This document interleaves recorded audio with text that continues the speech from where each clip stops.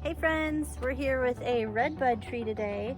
This is an understory tree. It never gets really big. You find it in a lot of yards and in neighborhoods, and it's this beautiful pink color that we see in the spring. So the blossoms on the tree have just opened up in the last few days. They were buds kind of still closed, and today we're going to try to make some redbud jelly. So we really want to open blossoms. So let's get a little closer to the plant so you can see it. So you can see this tree has got a lot of flowers on it, and that is totally what we want to happen. So we're gonna go ahead and harvest a bunch. Just got a plastic container that I'm gonna fill up, and I'm just gonna pop these off. I'm gonna make sure I don't get any woody parts in here because I don't wanna have to pick those out later. And we'll see if we can fill up this container. It should be pretty quick. Okay, I've got my container filled up. So this is probably like 3 cups, something like that. It's a pint container, but I've packed it down pretty well. So it might even be more, which is great because we want a lot. We want to have a good flavor to our jelly. And I do want to just make a point when I said you don't want to get the woody parts in. Sometimes when you pull these flowers off the tree, you'll get them in a cluster where they're all sort of attached. And so it's kind of like pulling a little pink firework off the tree, which is really beautiful, but you do not want the whole firework. You just want the sparkles. So you got to take the woody part off and then just let the blossoms fall into your container. And we're going to wash them when we get home too. So any little bits we should be able to get out of them as well. But make sure you don't take the whole firework, just the sparkles. Okay, so we're back from the field, and when I dumped out my red buds, I had like 4 cups. So you really need 2 to 3 at least to do this recipe, but I'm gonna double mine just because, oh my gosh, I collected so many beautiful blossoms. So I do need to rinse them really well. So I was just putting them in a strainer, and I'm kind of working them through my hands. I wanna make sure I get them really pretty clean, and that'll knock out like bugs and like little bits and pieces that you don't really want in your jelly. And then we need to put some water on to boil, so we're going to shake these a bit, and I'm going to grab a teapot. I think that'll be the best way for this. Okay, for our next step we're going to need a few things. So I need a bowl that I can put boiling water in. Now it could be like a saucepan or something that has a lid. You need to have a lid because you're gonna leave it in here for like a day. So I chose to use this bowl with a lid because I need my saucepan for some other stuff that we're doing kitchen experiment wise. I've got my 4 cups of blossoms. Again, you can just use 2 to 3. I'm doubling my recipe just because I happen to have so many. So I'm gonna take 4 cups of water. And then I added a little bit more water too, just because we're gonna boil it. So if anything reduces because of steam, we still have a good amount. So fill this dude up, and we're gonna crank it because we want it to boil. And we'll give it a minute to do that. Okay, you can kind of hear the tea kettle starting to get a little excited, so I'm going to go ahead and get my blossoms ready because I need to put them in my bowl so they are ready to go. I'm just going to take this empty bowl, try not to explode red buds all over the kitchen, and dump these out. And then I'm doing a last little check for any woody bits. Like I found a little bit that I don't want in there, so as I dump them in, I'm just doing a little visual inspection. Jeez, get it, tea kettle. All right, we're getting pretty close here. Got this ready. And I'm gonna put my bowl back on the hot pad here because it's gonna be boiling. So give it a minute to finish heating up. Oh goodness gracious, the kettle is really whistling. So we're gonna take that off. Pop my little spout back, and then I'm just gonna dump it over the flowers. Right when you dump it, you see like the color starts leaching out of the blossoms. That's like totally normal, so don't worry about it. And then what I need to do is push these down in here. Make sure they're all submerged as they can be. And then all we're doing next is giving it a few minutes to cool, and then we're gonna put the lid on. Okay, so our mixture is cooled down enough that I'm gonna put a lid on it, and then it's gonna have a slumber party with other foods in the fridge overnight. So you want to give it at least 24 hours. So we're gonna let this rest. In the meantime, you can gather other ingredients you need. So if you just had like 2 to 3 cups of Redbud blossoms, you're gonna need 2 cups of sugar.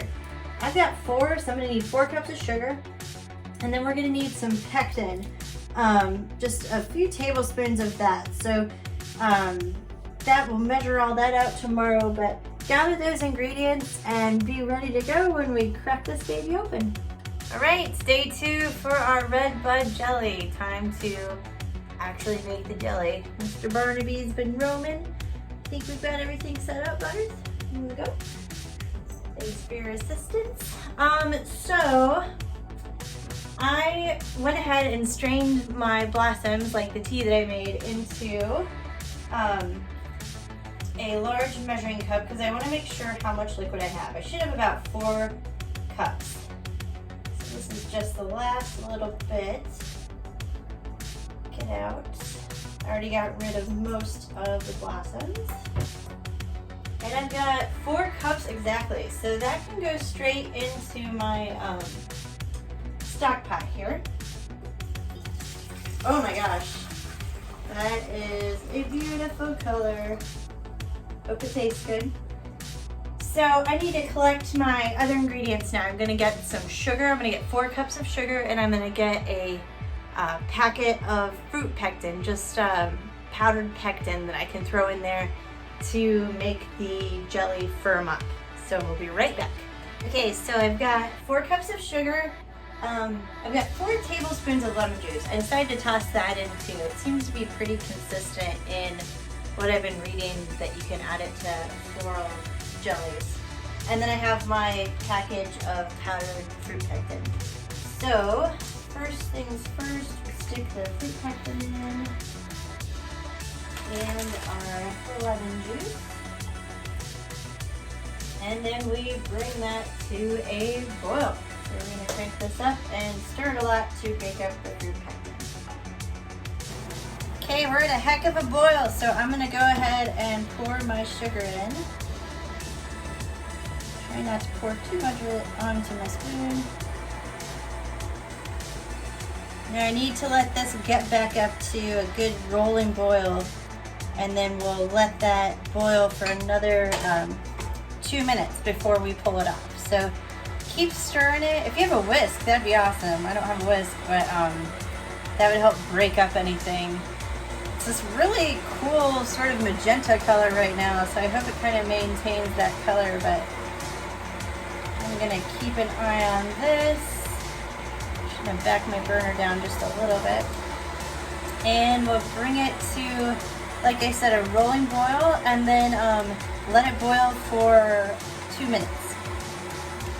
Okay, we are definitely about 30 seconds away from, probably less, taking this off.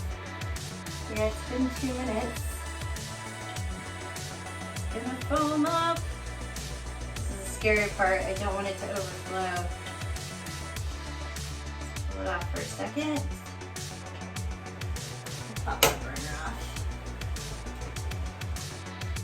So next I'm going to dump it into my apparently most useful piece of kitchen equipment that I own, my giant measuring cup. So I'm going to ditch my spoon. I don't really need it right now.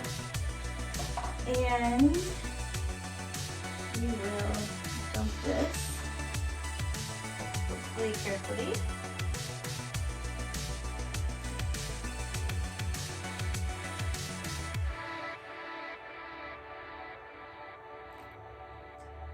Again, I have a huge amount of Redbud jelly, so I'm gonna distribute it in these jars and just pour some out. Hopefully I won't need too many more jars. And what we'll do is we'll just let them sit and pop caps on them, and we will put them in the fridge. So go ahead and dump the rest out, fill up all my little jars, and then like I said, after they cool a little bit, we'll stick them in the fridge, and then we'll give them a shot, see how it turned out. So we have finished our Redbud jelly, and I gotta be honest, it didn't set up. It's more of a syrup, but doesn't necessarily mean it's gonna be bad, so we're gonna give it a taste test today. See, lid up here. Just got some bread that looked like it might be good with, ooh, it's a little bit gelatinous. Let's see. This would probably be good with like pancakes or waffles or something, but I don't really eat pancakes or waffles, so we're just gonna do a cranberry bread experiment. All right, let's try this.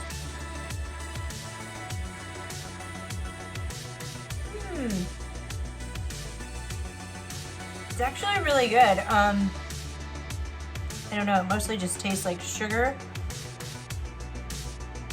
It does have sort of a floral taste and a little bit citrusy. So I don't know, it turned out pretty good. I think I probably need to keep it on the boil a little longer, but anyway, that is our Redbud jelly.